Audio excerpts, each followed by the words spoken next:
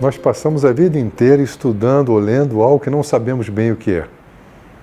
Como é que você vai definir a poesia? Você percebe, né, a força da poesia na criação de novos mundos, na criação de uma nova linguagem, né? Mas eu costumo também refletir sobre isso e pensar que se a poesia ela é impalpável, a prova do crime de que ela passou ali é o poema, com o corpo do poema, né? Então eu diria que o poema conserva fisicamente uma espécie da cicatriz da poesia que rolou por ali. A poesia feriu aquele texto, né? A poesia fendeu o texto, abriu o texto. Aí o poema acolheu. O poema, guiado por esse sopro impalpável da poesia, se materializou. Quando ele se fecha como uma espécie de cicatriz de palavras, o poema é a comprovação da poesia que passou por ali. Passou e vai para outro lugar. Aí se começa uma nova operação, uma nova busca. Vagueia, ondula, incontrolado e belo, um cisne insone em solitário canto, caminha à margem com a plumagem negra em meio a um bando de pombas atônitas. Encontra um outro de alvacentas plumas, um ser sagrado no Monte Parnaso. E enquanto o branco vai vencendo a bruma, ele naufraga, bêbado de espaço. Em vão indaga o olhar emparedado na vertigem da luz que o sol encerra. Se em torno tudo é treva, tudo é nada, como sonhar azul em outra esfera? Negro cisne sangrando em frente a um poço. Do alto, um Deus cruel cospe em seu rosto. A gente fica sempre em busca de chegar lá, a um ponto em que nós vamos ter conseguido dizer exatamente o que a gente queria, do modo que a gente queria dizer. E nunca conseguimos. Quer dizer, todo poema é uma espécie de aproximação à poesia. É uma versão daquela poesia, com P minúsculo, a qual foi possível chegar. Mas ao mesmo tempo que a gente às vezes se rejubila de ter alcançado aquela pequena poesia daquele poema, a gente sabe que a poesia é maior do que aquilo. E que, portanto, ela nos desafia para que a gente se lance a outra aventura. Mais ou menos como o Drummond diz em O Lutador, né? Lutar com palavras é a luta mais vã, entanto lutamos, mal rompe amanhã. É algo irreprimível, é algo irreversível. Nunca ganharemos, mas não podemos deixar de entrar nesse combate.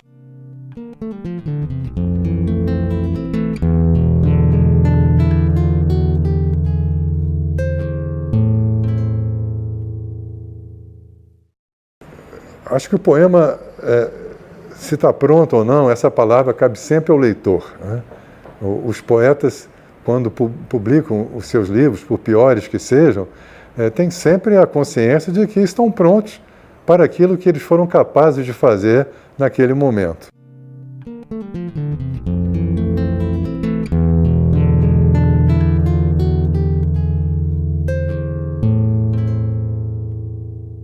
Eu acredito que o poeta ele não tem nenhuma obrigação de ser fiel nem a si mesmo, né? Tem que ser fiel à poesia, e às vezes a poesia dá sacolejos imensos na escrita da pessoa, na vida da pessoa, e por que ela é obrigada a ficar prisioneira de si, né? É um dado paradoxal. Muitos poetas e escritores lutam a vida inteira para conseguir um estilo e depois se tornam prisioneiros da sua própria liberdade, né? De terem atingido esse estilo e serem obrigados a ficarem como cópias próprias, cópias de si. Todas as palavras são pretas, todos os gatos são tardos, todos os sonhos são póstumos, todos os barcos são gélidos. À noite são os passos todos trôpegos, os músculos são sôfregos e as máscaras anêmicas.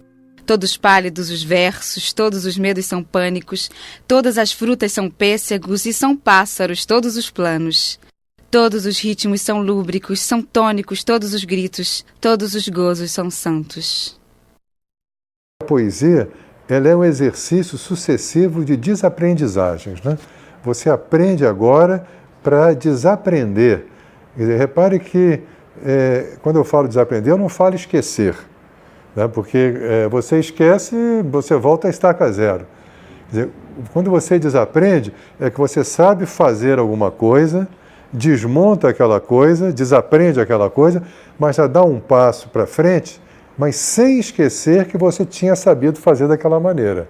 Quer dizer, o desaprendizado, ele guarda a memória do aprendizado, né? Um aprendizado que foi desfeito. Enquanto o esquecimento ou a ignorância simples não leva a nada, né? Você está repetindo ou fazendo esquemas que já foram feitos por outros poetas ou por você mesmo, até sem querer. Então eu disse isso porque eu estudei muito e leio muito poesia, né, com o dado da fruição do leitor, de aprender a ampliar o meu universo como leitor ou ouvinte, né, como apreciador de técnicas novas que eu localizo nesses poetas, mas exatamente para não fazer aquilo, né, porque há sempre o perigo do especialista de conhecer tanto um poeta que acaba se tornando um subproduto desse poeta. Você faz poemas à moda de, e eu estudo para fazer diferente de, né? Mas para você fazer diferente, tem que saber muito bem como é que o outro faz. Eugênia sobe a cena e então recita cachoeiras de paixão pelo poeta.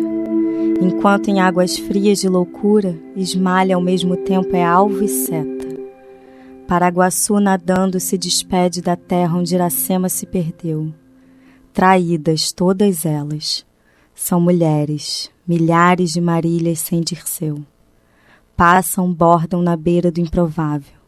Clarice aguarda a luz inabordável. Madalena combate a morte imensa infiltrada em seu sonho de jardim. Guerreiras no desejo e desavença, multiplicadamente de Adorim.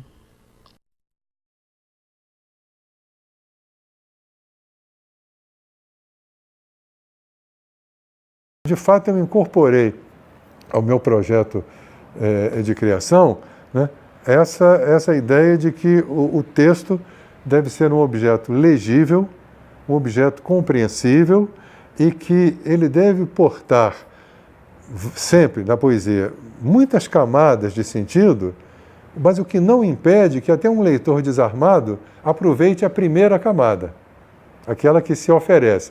Depois o leitor mais erudito, o leitor mais informado, ele pode degustar outras camadas que o poema contém, mas sem encontrar a porta fechada logo no início. Porque houve um período, aí nos anos 80, em meu livro Elementos, a manifestação disso, né, em que eu achava que o único compromisso da poesia era com a beleza radicalmente e que o lado da comunicação ficava absolutamente secundário. Então, é o verso belo, era a imagem bela, original, independentemente dela remeter ou não a um diálogo com o leitor. Depois eu tentei algo que acho que é mais difícil, é conciliar, né, o compromisso com a qualidade com o compromisso com a comunicabilidade. E meio paralelo a isso também acho que entrou um aspecto do humor, né, de uma certa ironia, que é um traço que eu gosto de cultivar também, né? Não, digamos, a da piada, do poema piada, né? Porque, francamente, eu acho que a piada ela se desgasta após ser ouvida, né? Então, o poema minuto também, né? Ele dura 1 minuto com aquela piada, você acha graça. Depois você lê 10 anos depois, ou 10 vezes depois, o poema já fica meio sem graça, porque o truque é só fazer rir. Enquanto a ironia não, né? Ela é cúmplice do leitor, ela dá um afago, e você sorri diante da ironia. E acho que o sorriso é algo muito mais interessante do que a gargalhada. Desfaço mal olhado em meia hora. Amanhã trago o amor que escapuliu. Mostro o pau com que sei matar a cobra e mato a cobra em troca de 3.000. Por 4 mando a chuva pra lavoura, por 7 vou nevar em céu de anil, por 10 eu escureço a claridade e o sol já vai brilhar por 20.000. Por 40 na mão lá vem dilúvio, o preço de 60 inclui trovão. Pra acalmar a fúria do divino, 30 à vista e 50 à prestação. Não reclame do preço que lhe cobro, Deus me leva uma santa comissão. Da cobra eu fico só com o veneno e da neve um chumaço de algodão. Só consigo enxergar a claridade quando dou de beber ao lampião e apago a minha sede em conta-gotas quando acende o holofote do verão. Reles faquir sem carteira assinada, mero cantor de uma fome sinfônica. Sou passageiro que chega ao inferno em voo direto e na classe econômica. Uma professora que me acompanhou todo o ginásio, professora de português maravilhosa, eu me lembro muito das aulas dela, ela possuía também uma reserva grande contra a poesia modernista, mas não confessava isso. E um dia ela chega em sala de aula e fala, vou agora apresentar para vocês a poesia modernista, a poesia de hoje. E leu, é preciso fazer um poema sobre a Bahia, mas eu nunca fui lá, que é um poema do Drummond, e acabava aí. Aí, o que ela queria? Que todo mundo morresse de rir. A poesia como objeto de escárnio. E todo mundo gargalhou. Eu não achei muita graça, não, no poema, e também não achei graça das pessoas estarem rindo de um poema. Tinha o nome do autor e fui à Biblioteca Regional de Copacabana, porque eu tive uma infância sem livros em casa, né? Meus pais também não tinham muita condição financeira, tinham poucos livros, só um Tesouro da Juventude, O Mundo da Criança, então toda a minha leitura era em biblioteca. E avidamente percorri ali o fichário e descobri um livro chamado Rosa do Povo, que era um livro desse poeta ridicularizado em sala de aula. E tinha 13 anos, e levei o livro para casa. E sozinho comecei a ler aquilo, né? E foi um choque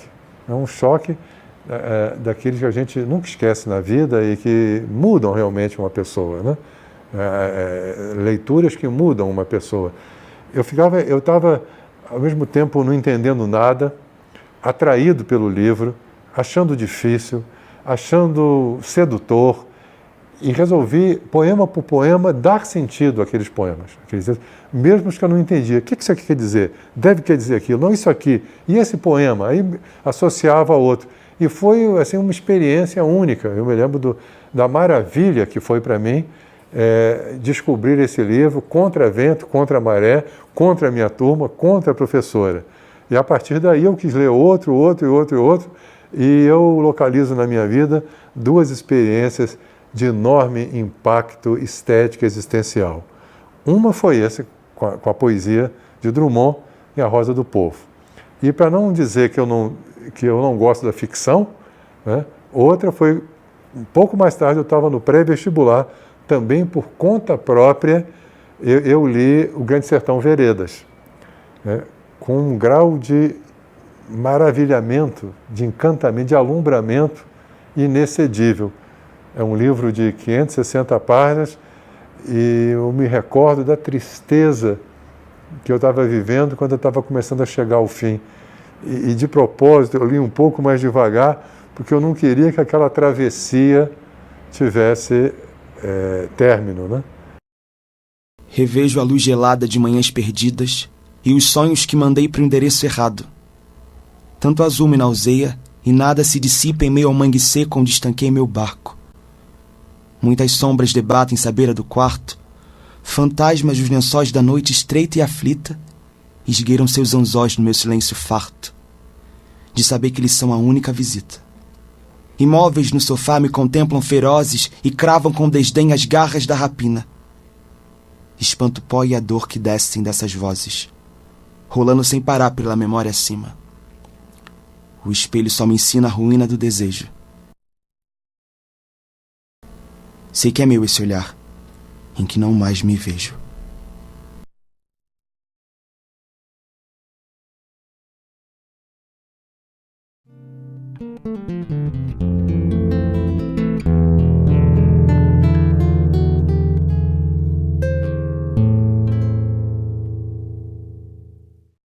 O compromisso do poeta, inicialmente, né, tem de ser radicalmente com a sua concepção de poesia, e que o público ou o leitor, se vier, será bem-vindo, mas eu diria que nunca se deve transigir com a expectativa alheia, né? Fazer o poema que o outro só quer ouvir, se isso é uma violência, se isso não corresponde ao teu impulso. Então, eu acho que a poesia, como eu falei aqui, é a forma mais intensa de linguagem, e essa intensidade ela pode ser expressa em diferentes modalidades, em diferentes formas, em diferentes ritmos. E eu diria também para o novo poeta, ou candidato a poeta, não acredite em deuses, não acredite em escolas, não acredite em líderes que queiram mostrar onde está a poesia. Porque vão mostrar que está ali, ali, ali, ela está dentro de você. Quer dizer, o único lugar em que a poesia pode morar é o lugar onde ninguém enxerga, que é a sua interioridade. Então, a partir de você tratar bem essa interioridade e, ao mesmo tempo, associá-la a muita leitura, porque o escritor, ele se faz a partir também da escuta dos outros, né? Num poema eu digo, e algo que eu provisoriamente acredito ainda, né, é que uma escrita é uma escuta feita a voz. Quer dizer, quando você escreve, você não está dizendo, você está, por incrível que pareça, escrever é uma forma de ouvir, não de falar também, né? Porque quando você escreve, você está falando, mas falando aquilo que você ouviu, e você reprocessou nessa voz que, quanto possível, deve ser sua. Então, sempre é isso, é melhor a gente errar com a voz própria do que acertar com a voz do outro, aderir a um receituário e sermos apenas bonecos de ventríloco de uma voz alheia. Que secura! Que secura!